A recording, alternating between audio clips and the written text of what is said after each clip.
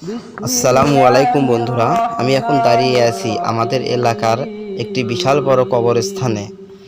এই কবরস্থানে অসংখ্য কবর আছে। এখন আমি এই কবরস্থান সম্পর্কে আপনাদের কিছু বিষয় জানাতে চাইতাছি এবং দেখাতে চাইতেছি। আপনারা দেখুন, এই কবরস্থানে আমাদের এলাকার মহিলাদের চলাফেরা অনেক বেশি, বসে থাকা চলাফেরা অনেক বেশি। তো তাছাড়া এই কবরস্থানে আমাদের এলাকার মহিলারা ধান শুকাতে দেয়, ধান শুকানো হয় এই কবরস্থানে। পুরো কবরস্থান জুড়ে ধান শুকায়। আপনারা এখন যা দেখতেছেন যে ধান শুকাতে দিয়েছে কবরস্থানে, তো এখানে ধান শুধু শুকাতে দেওয়া হয় না, এখানে ধান সিদ্ধ করা হয়, ধান শুকাতে দেওয়া হয়। মহিলাদের এখানে চলাফেরা অনেক বেশি। আপনারা বলুন, এটা কি ঠিক? আমি তো জানি কবরস্থানে মহিলাদের আসা ঠিক নয়। তো এখানে শুধু ধান শুকাতে দেওয়া হয় না, এখানে অনেক শাকসবজির আবাদও করা হয়।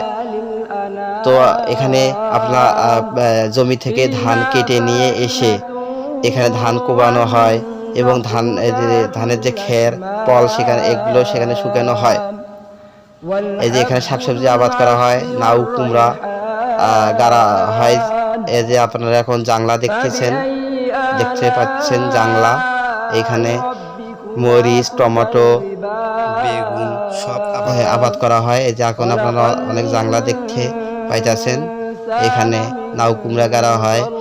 শুধুমাত্র লাউ কুমড়া না, এখানে গোবর শুকাতে দেওয়া হয়, গরুর গোবরও শুকানো হয় এই কবরস্থানে। এটা কি আসলে ঠিক? আপনারাই বলুন।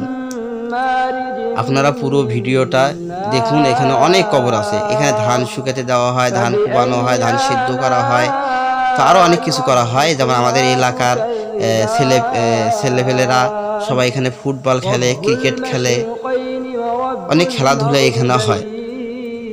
এখানে বসে লুডো খেলা হয়, তো এখানে বসে দাবা খেলা হয়, সব ধরনের খেলা হয়। আপনারা এখানে অনেক কবর দেখতে পাচ্ছেন। আসলে এটা কি ঠিক? আপনারাও এখন দেখুন, আমি পুরো কবরস্থানটা ঘুরে ঘুরে দেখানোর চেষ্টা করতে আছি। অনেক কবর এখানে আছে।